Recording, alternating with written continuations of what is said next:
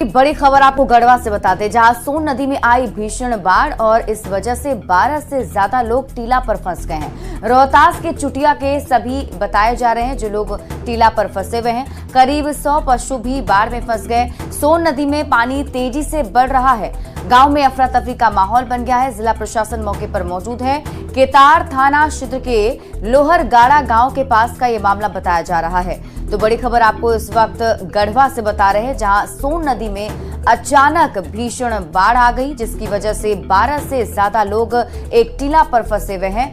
और आपको बता दें, ये बताया जा रहा है कि सभी रोहतास के चुटिया के रहने वाले हैं जो टीला पर फंसे हुए हैं और करीब 100 ऐसे पशु भी हैं जो बाढ़ में फंस गए हैं। सोन नदी में पानी तेजी से बढ़ रहा है, जिसकी वजह से गांव में अफरा तफरी का माहौल भी बना हुआ है। वहां से निकालने की कोशिशें भी की जा रही हैं। जिला प्रशासन भी मौके पर मौजूद है। 15-17 आदमी फंसे हुए हैं और लगभग 100 के आसपास में वैसे ही फंसे हुए हैं। और अच्छा। जहां उन लोग पे अब टीला पे हैं, वहां पर भर जंग पानी भी हो गया है। ठीक है, प्रशासन को सूचना दी गई? हाँ, प्रशासन यहाँ उपलब्ध है, पहुंच चुकी है। स्थानीय लोग क्या कर रहे हैं? स्थानीय लोग प्रशासन से गुहार लगा रहे हैं कि उन लोग को जान बचाया जाए किसी तरह। न्यूज़ 18 संवाददाता चंदन कश्यप अधिक जानकारी के साथ जुड़ रहे हैं। चंदन, क्या कुछ अपडेट है? क्या वहां से लोगों का रेस्क्यू कर लिया गया, बाहर निकाल लिया गया है? देखिए, जो सूचना अभी मिल रही है, जो गढ़वा एसपी दीपक पांडे जी के द्वारा जो सूचना दी गई है, रोहतास जिला प्रशासन की ओर से एनडीआरएफ की टीम की मांग की गई थी। पटना से एनडीआरएफ की टीम मौके पर पहुंच रही है। वो चुटिया, बिहार के चुटिया इलाके से वो एनडीआरएफ की टीम जो टीला में फंसे हुए जो लोग हैं, बिहार जाकर के गढ़वा के लगभग 15 लोग हैं और बिहार के लगभग 17 से 18 लोग हैं, उन लोगों को रेस्क्यू करने का तैयारी चल रही है। और जो भी पशु फंसे हुए हैं उनको भी रेस्क्यू किया जाएगा। आपको बता दें कि लगभग 40 की संख्या में लोग वहां अभी भी फंसे हुए हैं और एनडीआरएफ टीम जो है वहां पहुंचकर लोगों का रेस्क्यू करने की तैयारी कर रही है। जी वैसे चंदन, कितने बजे की घटना बताई जा रही है और कब और कैसे ये लोग उसमें फंस गए? देखिए, ये जो घटना है कल शाम की है। ये लोग प्रतिदिन की बात ही कल भी अपने पशु को लेकर उस टीला पर गए थे, जहां पर हरे हरे घास जमे हुए हैं। उस घास को अपने पशुओं को खिलाने के लिए वहां गए थे। जब ठीक है चंदन, आप हमारे साथ बने रहिए। हमारे साथ सासाराम से न्यूज़ 18 संवाददाता अजीत कुमार भी जुड़े हुए हैं। अजीत, क्या ताजा अपडेट है? जो लोग वहां फंसे हैं उनके बारे में कुछ जानकारी मिल पाई और कितने लोगों का अब तक रेस्क्यू कर लिया गया? क्योंकि बता दूं कि ये जो इलाका है सोन नदी का, और ये बिहार झारखंड का सीमा को अलग करता है। और चुटिया नागपुर के आसपास के, पंडुका के आसपास के लोग हैं।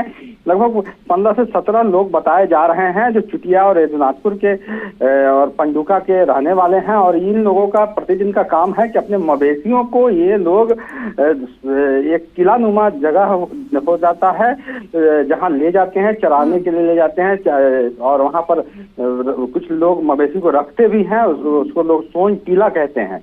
जो ऊंचा स्थान हो जाता है उसे सोन टीला कहते हैं। और यही वो प्रतिदिन का काम है। लेकिन क्योंकि रोहतास में जो सोन नदी बहती है उसमें रिहंद तथा बाण सागर से पानी जब छोड़ा गया और जल अधिग्रहण क्षेत्र में जब अधिक वर्षा हुई तो अचानक जो है ये पानी का स्तर बढ़ा है, जिस कारण लोग फंसे हैं। रोहतास की ओर से एसडीआरएफ की टीम को भेजने की बात की जा रही है और जिला प्रशासन ने एनडीआरएफ की भी मांग की है।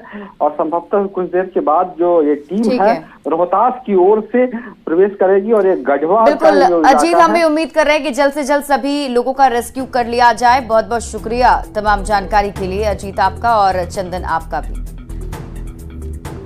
बिहार में मौसम विभाग ने अलर्ट जारी किया है। अगले 48 घंटे में भारी बारिश की चेतावनी जारी की गई है। तेज हवा के साथ ठनका गिरने का अलर्ट है। तो बिहार में फिर से एक्टिव मानसून रहेगा। उत्तर बिहार और सीमांचल में अलर्ट जारी किया गया है। हिमालय से सटे इलाकों में भारी बारिश की चेतावनी जारी की गई है। तो अगले 48 घंटे का अलर्ट, तेज हवा के साथ ठनका गिरने का अलर्ट मौसम विभाग की तरफ से जारी किया गया है।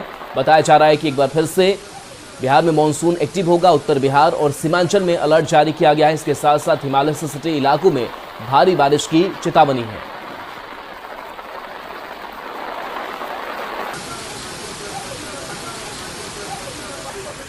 और बात अगली खबर की। चंडीगढ़ में केंद्रीय गृह मंत्री अमित शाह ने बड़ा बयान दिया है। अमित शाह ने दावा किया है कि 2029 में भी मोदी जी ही आएंगे और 2029 में भी मोदी सरकार ही बनेगी। अमित शाह ने कहा कि विपक्ष को जो बोलना है बोलने दीजिए, लेकिन कांग्रेस को विपक्ष में ही बैठना होगा।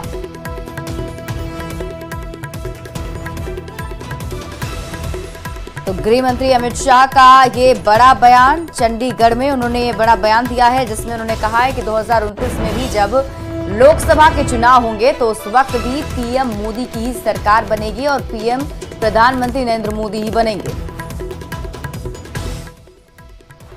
जो अस्थिरता फैलाना चाहते हैं वो बार बार कहते हैं कि ये सरकार चलने वाली नहीं है।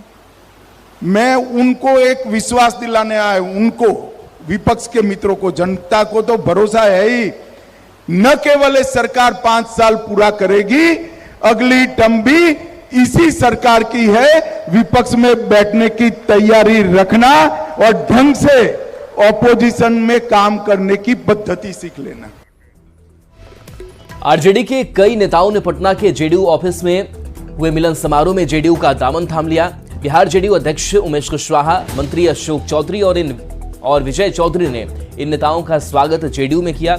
इसे आरजेडी में जेडीयू की बड़ी सेंधमारी के तौर पर देखा जा रहा है।